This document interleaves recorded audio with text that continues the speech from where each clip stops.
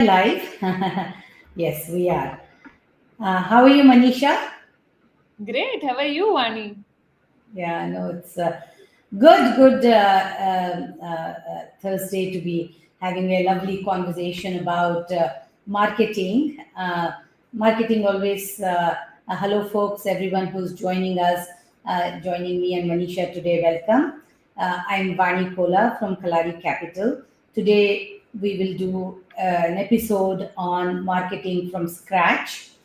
Marketing, I always thought as a engineering and product CEO was the fun function till over the decades I've gotten to understand more about marketing. And I think it's always one of those topics that is great to be demystified more because marketing is essential for every company to succeed. So we have with us Manisha today, who's a two times founder and is currently founder and CEO of SwiftHub. And we are going to talk to her on her lessons, insights, and philosophies to marketing, especially in the early stages of your company's growth and development. So, shall we start, Manisha? Yes, I'm super excited and pumped up to share my stories about especially starting from scratch because it is a recent one for me. So, yeah, super excited. So you're running a SaaS company, and marketing, if at all, is somewhat intuitively understood in a consumer company. Okay, and most SaaS founders, because they tend to be product and technology founders, don't give a lot of thought to marketing in the initial stages. So, and you have done a company before. This is your second company, so perhaps your perspective on this is slightly different. So how do you bracket role of marketing in the context of, let's say, a SaaS company in the early stages? What role can marketing play then versus in the scale up stage? How do you think about the whole function? Yeah, I think biggest, so as you mentioned, right, in consumer, it is more intuitive because usually you are the consumer of your own product. Now, that doesn't always happen in B2B, right? Especially when you're building, like for SiftHub, from SiftHub perspective, we are lucky to, use our own product, dog food, our own product. But generally, especially for vertical SaaS companies, it is very difficult to actually dog food their own product. And the best thing I have learned is how do you empathize with the user, right? Marketing in B2C comes naturally because you're the consumer of your product. Now, if you can't be consumer of your own product, then you need to understand your buyer's journey. You need to understand your user so well that you are able to really relate to every second of their day, how they operate, what they do, when they wake up, how much do they travel, how many meetings do they take in real life versus on Zoom. So if you understand your user really really well, that's when it can become an intuition. Because marketing is again half art and half science, depending if you are talking about branding, creative aspect of it, or the performance marketing aspect of it, right? And it's very important to really understand your buyer.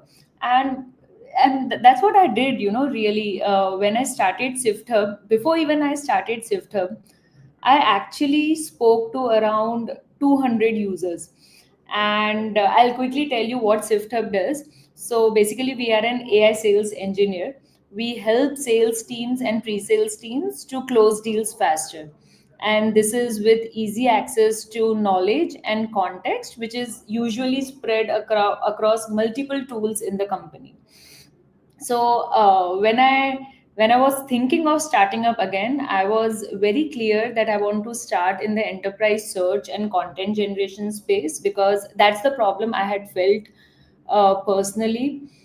After speaking to 200 users, and these users were not just users of product, let's say the sales teams or pre-sales teams which are using which are today using our platform. This was founders of growth stage companies, CROs of public companies, real users, middle managers. That gave me a real idea of what is the problem on a daily basis, on a weekly basis, or on a monthly basis that they are facing. And that helped me with messaging first, and other aspects of marketing.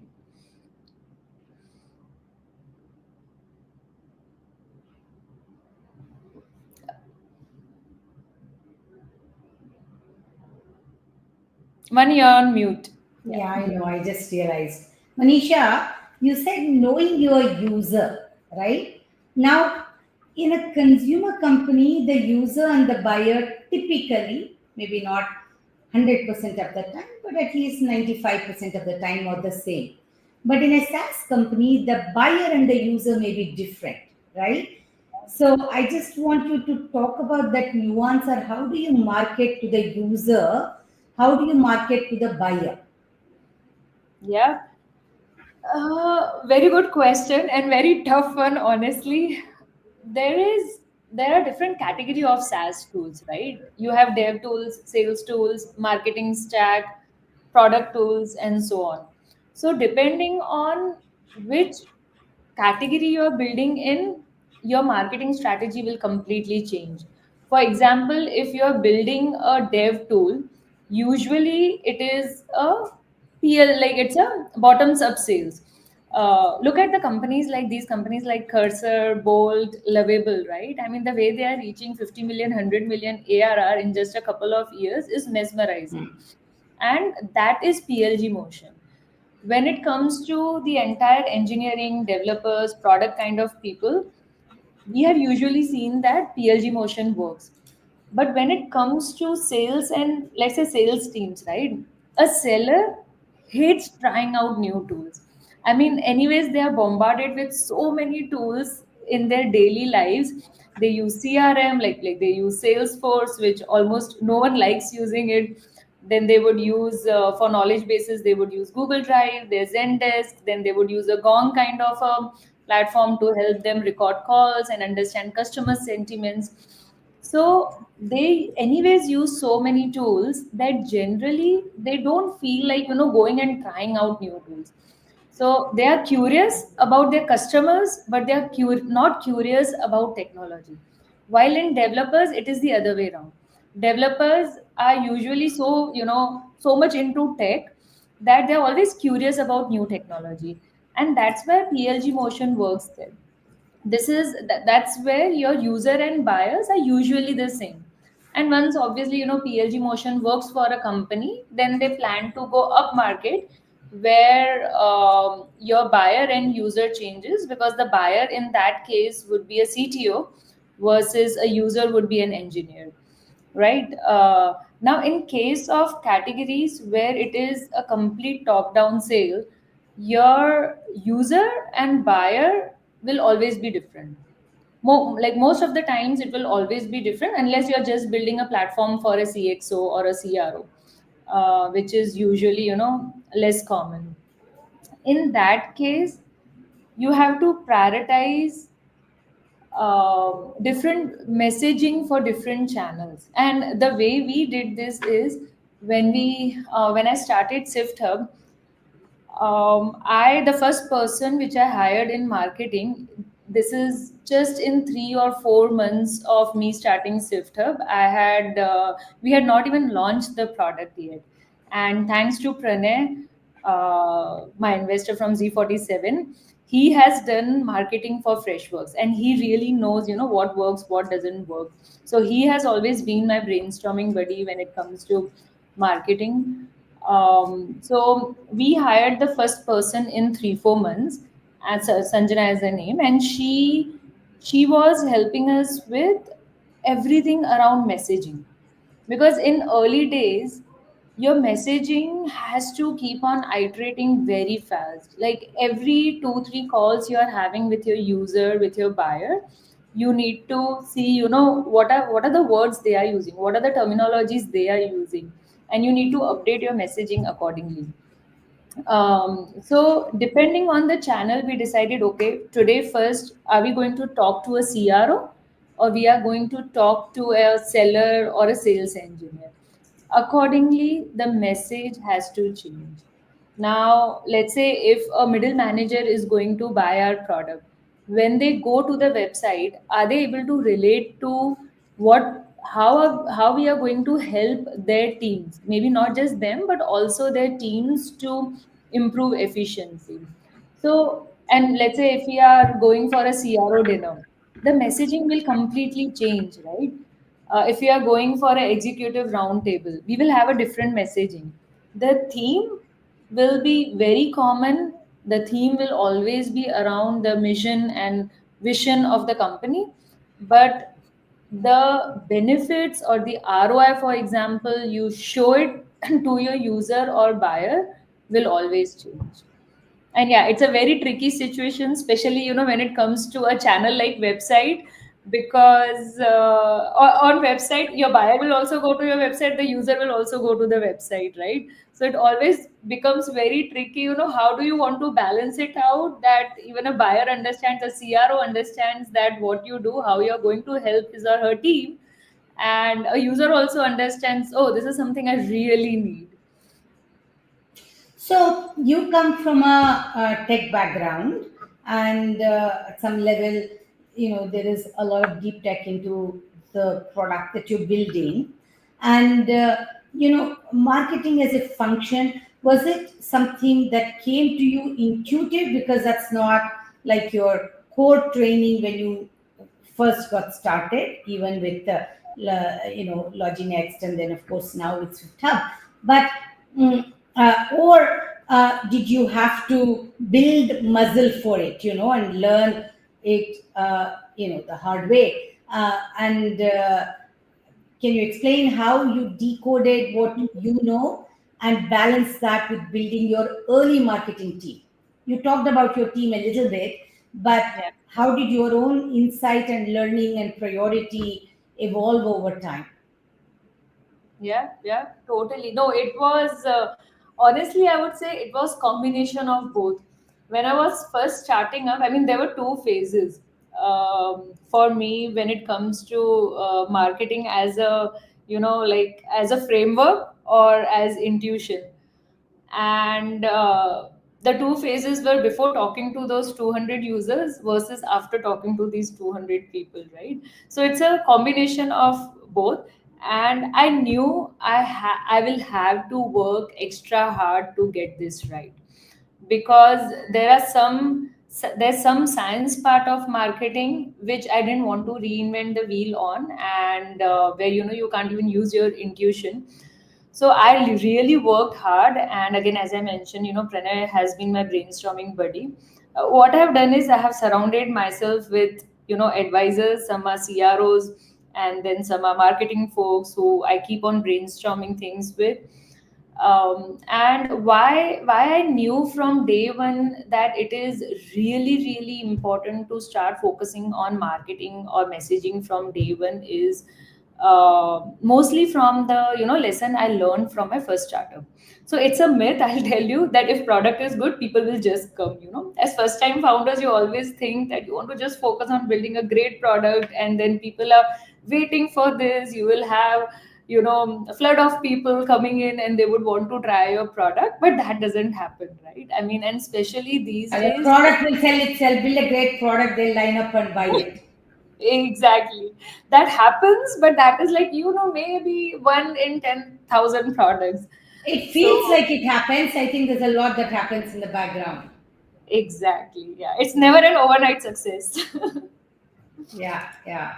And So, especially now, if you see, it has become easier to build products, right? I mean, yeah. especially from last 2 years, though it is easy to build products, but it is still very difficult to get it right the first time. And that can only happen if you are working very closely with your users always.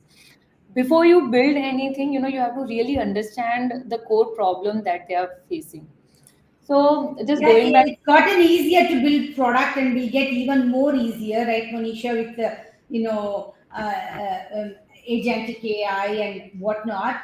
But uh, the problem is how to reach the audience. That is what is going to get harder, I think, because there's yeah, audience saturation, right? So yeah, I have a yeah. question for you. There's a lot of conversation around how visible, let's say, a founder should be from a media perspective, and when and for what should they be visible. It's a, personal question, and it's also a philosophical question, really. So, what's your comfort on building a personal brand, and do you have any specific do's and don'ts you can share with other founders? Sure. So first of all, I hate giving general gyan. That is one thing, I would never do because I just don't find comfort in that. My rule has been simple: talk about things which I deeply understand or I'm genuinely curious about. And I don't like faking expertise, and we have seen a lot of people doing that. I don't know how they do it, but that's not me. For me, personal branding isn't about chasing followers. I mean, it's about building trust at scale. So if you see, between my time after I left LogiNext and starting SiftHub, I was really not active on social media because I wasn't sure if there are any new things which I understand deeply, from which my followers can learn from me, or I can learn by posting something. So I had almost stopped posting anything on social media other than Formula One, which I love. And so if you're solving a real problem, being visible definitely helps, right? I mean, you have to be visible. So that is one thing I would totally, I mean, tell everyone to focus on is being visible. But how to be visible, everyone has their own personal preferences there. Because being visible helps attract the right customers, prospects, talent, partners, maybe investors, but it always has to come from a place of authenticity. So, do all these likes and comments, impressions bring smile to my face? I would say yes. Do I post for that? Absolutely no. And you won't believe, honey, I actually have all my social media notifications off from on mobile. So only when I really want to go and check Login. that what's happening on my social media, it's totally in my control. Every notification is like off for me. I think we are both going to soon be more and more of a minority in that, perhaps. I think we are moving to an age of living the moments on social media or whatever. It's a different topic, different discussion that I actually spend a lot of time thinking about. But I want to ask you, marketing again is many things. There is performance marketing, there is brand communication, there is sort of industry analyst marketing, and so forth. So in the early stages of the company, or as you evolve, how did you prioritize the different aspects of marketing, right? In a SaaS company, performance marketing, because that's how you're going to reach your pipeline or prospects and support your sales organization, becomes very important. So, talk about the different functions and how you prioritize them from actually budget, right? As the company evolved. Yeah, yeah. Well, one learning and one advice is do not do performance marketing in the beginning. Like absolutely don't do performance marketing. You will never know what the right messaging should be for your product, for your company, and if you have a PMF, real PMF or not, right? So in early days, performance marketing totally took a backseat. I mean, like I was very clear that we are not going to do performance marketing. When you're building something, especially when you're building something category defining, right? So we are Yeah. building a new category, which is AI sales engineer. So if you're building a new category, you don't know what words you want to, what kind of ads you want to run, what kind of AdWords are going to actually generate pipeline for you. So in new category, you can't outbid your way into people's mind. You really have to earn their trust first. And taking that one, we actually focused very heavily on brand and narrative. We wanted our early believers to feel what we are solving and not really just click on an ad. I mean, that feeling really has to be there, and especially in the world of AI where things are moving so fast. They're like every other day we are hearing about new advancements in AI, right? And there is a lot of noise. Like people who are consuming so much information, seeing so many ads, if you say we also tried, for example, from messaging point of view, AI sales agent. It didn't work because people are relating AI sales agent to an SDR now. Now, just imagine if you would have spent thousands of dollars on this keyword because we thought that's what people will relate to, we would have just burned that money. Hmm. So with that, So don't these. do performance marketing in the very beginning till you really understand your audience. Yeah. Hmm. And it depends also, right? If you're a new category, defined category, what stage of your company are you in? But initially, absolutely no. And that meant, for us, that meant investing first in content, community, and founder-led storytelling. Because Hmm. it has become very important founders to tell their story, even in B2B, especially in B2B now. Businesses hate buying from businesses. Brands are not buying from brands. Ultimately, people are buying from people, right? So that is something, has changed a lot from buyer's journey point of view. And accordingly, we also had our marketing strategy. So our first marketing hire was also very strong on messaging, Hmm. and we did not have any paid acquisition. Later, as our ICP sharpened, our conversion funnel matured, then we have just now layered a little bit of performance marketing to amplify things which we know are really really working, and also more from, A/B testing perspective. Okay, this is the messaging which is working well, this is the messaging which is not working well. So brand and product marketing came first. Performance should be a force multiplier once the engine is ready. I think trying to brute force performance too early is actually, like putting fuel in a car that doesn't have a steering wheel yet. So the fuel is going to just burn without going into the right direction. So, um, you talked about don't do performance marketing early. What about industry analysts being in that Gartner group or whatever, especially because in a SaaS market? When and how did you start leveraging that as an important enabler in your marketing strategy? Yeah, no, that's a very good one, and this is one of the topics we actually discussed a lot when, we were planning what all to do in marketing for the next 3 6 months, kind of a thing. So I'm a big believer of meeting people in real life, especially, when it's about B2B. I would say, and enterprise customers. You just need to get on a flight and meet them. So that is about, how to reach to enterprise customers. But when it comes to industry analysts and influencers, I think they play a very big role in building credibility for your brand, especially, when you interact with them and showcase these interactions early on in your journeys, because then they can relate to, how you're starting, how you're navigating, what product you are building, who is your ICP. And this is where we actually started vintage club conversations, and we were really successful. It was really successful for us. And in the first year, which is last year, we launched 14 episodes.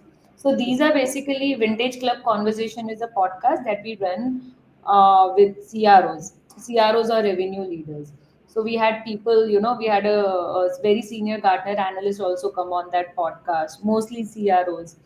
And they bring very different perspective of sales, which draws the right audience, which is what you want, right? I mean, initially when you start your LinkedIn account, you have zero followers literally on your brand page, right? So you have to draw the right people, which is very important. Now, coming to events, I'm a big believer of events, especially if you're targeting the right events. So I'll share a story from Dreamforce because we are selling to sales. Dreamforce is very, very relevant to us. In 23, that's when I started, I attended Dreamforce. Like I went to Dreamforce as an attendee. And when I saw that, that was the first time I was attending Dreamforce, because before this I was building a vertical SaaS company in logistics, and Dreamforce was never relevant for us. So that was the very first time I was attending Dreamforce, and I was really mesmerized with the scale of that event.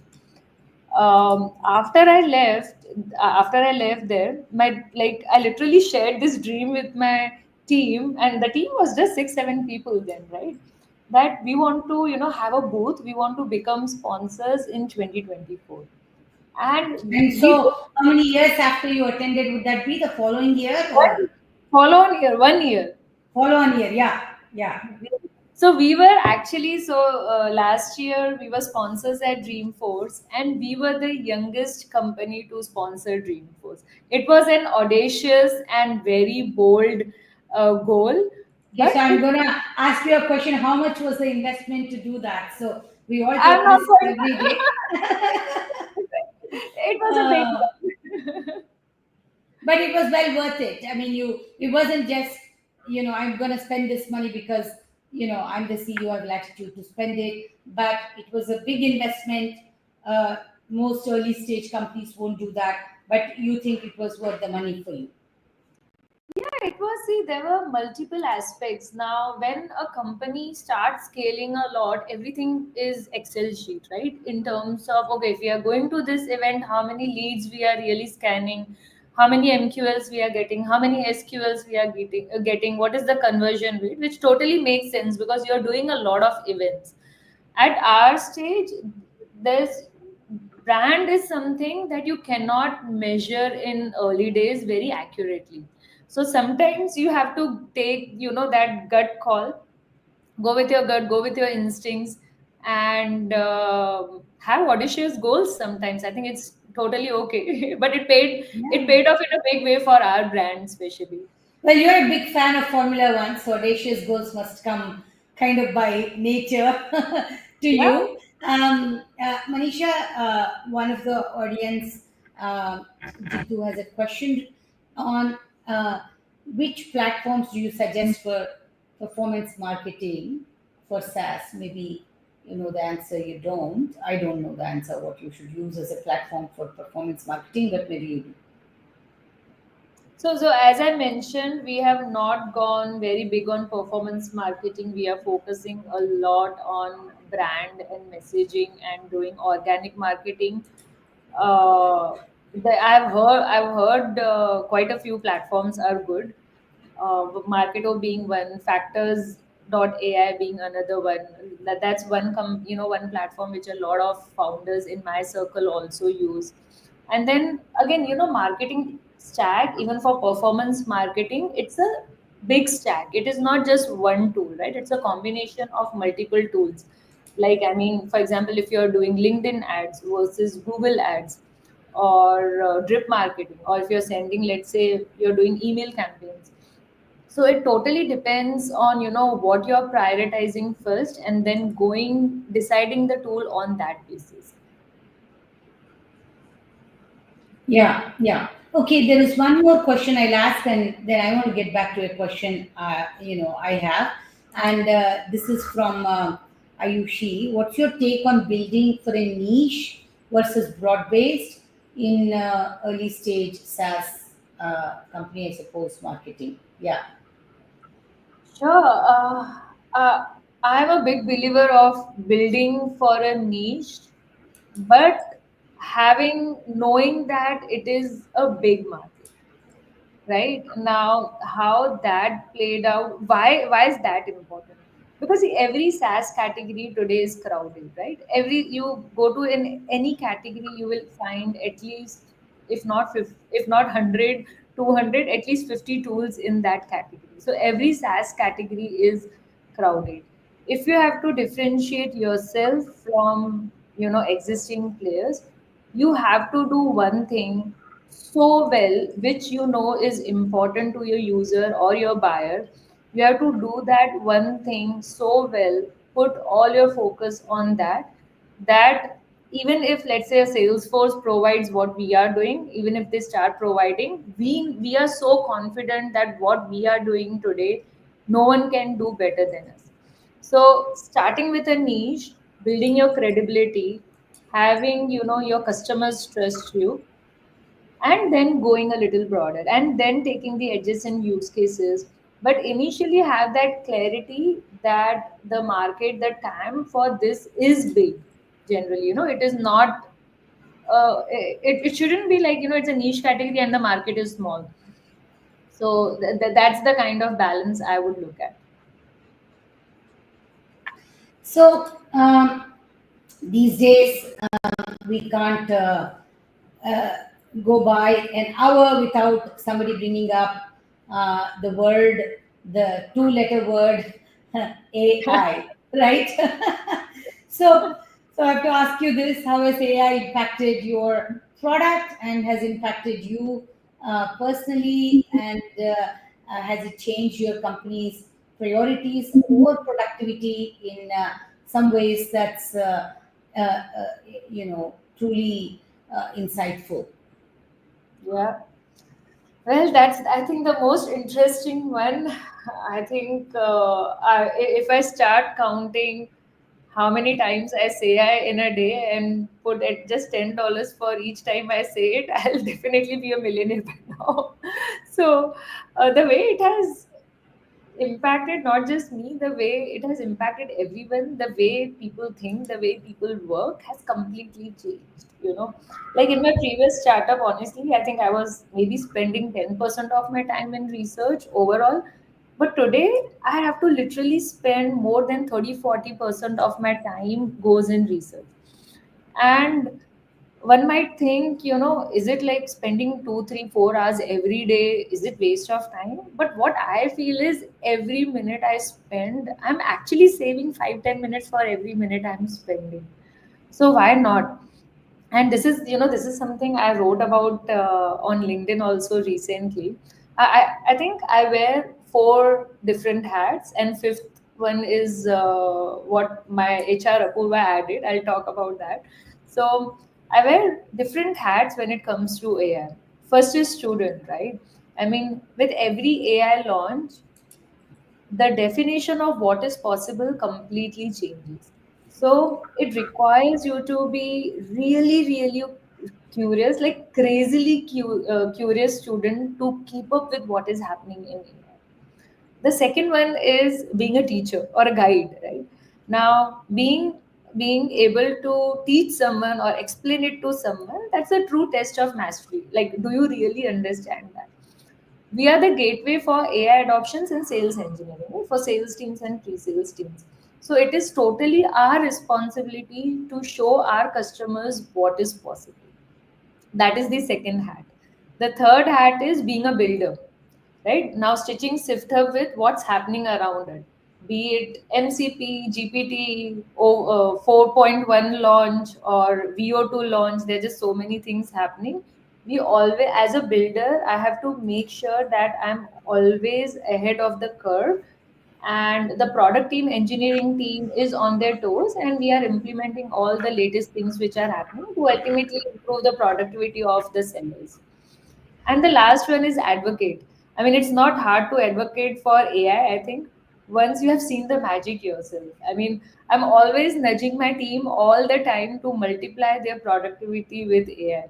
And that's what, Apurva just commented on that post. Apurva is the HR I hired in 4 months of starting the company. She was like, there's one more hat, which is curiosity generator.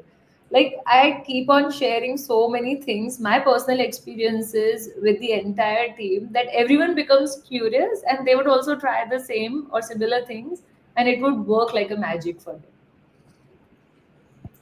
So I want to ask, before we wrap up, I just kind of want to ask some things on every founder is more than just the person we see leading a company. So, first, is there a SaaS company that you really admire, maybe besides Salesforce, because you already talked about going to the Salesforce event and how that was transformative, but is there a SaaS company that you really admire? Well, in our I would say Gong for their GTM and Yeah. Superhuman as a user. Yeah. Maybe you answered this, but I'll ask again in case there's a different answer. One marketing tactic you would never use again, or you would never use, not so much again, but one marketing tactic you would never use. Spray and pray cold emails with zero context. We tried it once early on, and because Yeah, the TAM was so huge, I was like, let's send emails to everyone. And I still get yeah. nightmares about those open rates. It's like, showing up on a first date with a pitch deck. I'm never going to do Yeah. that again. So to build Swift Hub, what is one thing you had to unlearn or relearn? Yeah. I think same, unlearning was if we just kept building cool stuff, people would find it and fall in love with it. No, I think Mm, it's easier to build products now with AI, but you need mm. to really shout it from the right rooftops in the right language to the right people again and again and again, again and again. So, what's a lesson from Formula One that you bring to your work every day? And is there a favorite Formula One driver, past or present? All-time favorite, all-time favorite. Well, my favorite is Max Verstappen. I think anyone who sees me on social media knows it. I shout about it again and again. So Max Verstappen is my favorite. And yeah, there are so many lessons. Though I watch One for fun, but still, you can't take a founder mindset out from your head even on weekends or even when you're doing any other activity, right?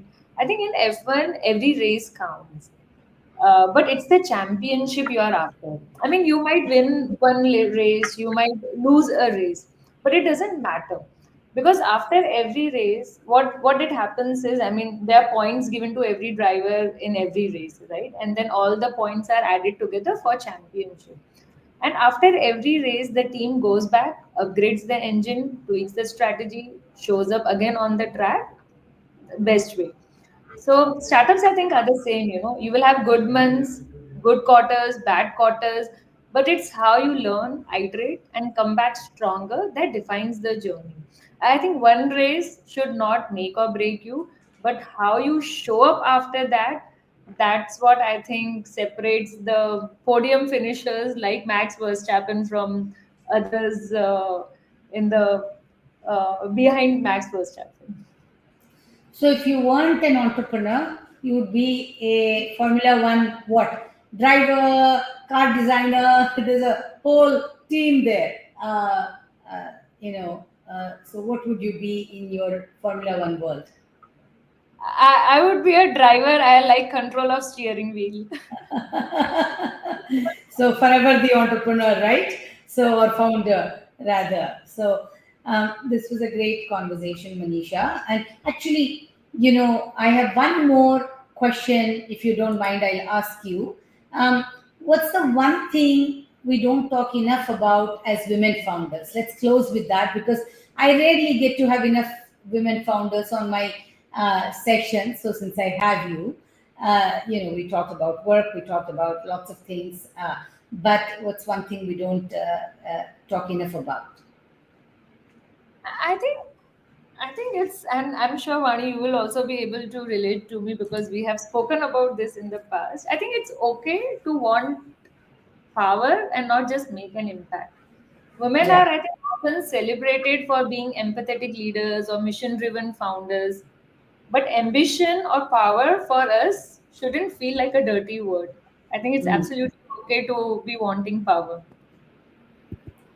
All right. So to more, powerful or power comfortable female founders. So let's make that happen. And thank you, Manisha, for joining today. I really loved the conversation.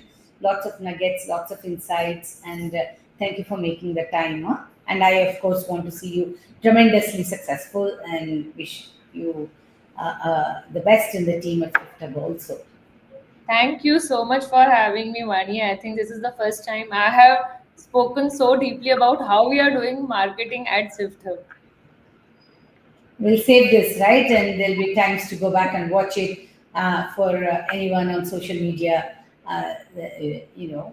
today, tomorrow, a week from now, a month from now. So, yes.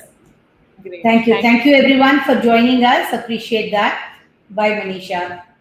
Bye-bye.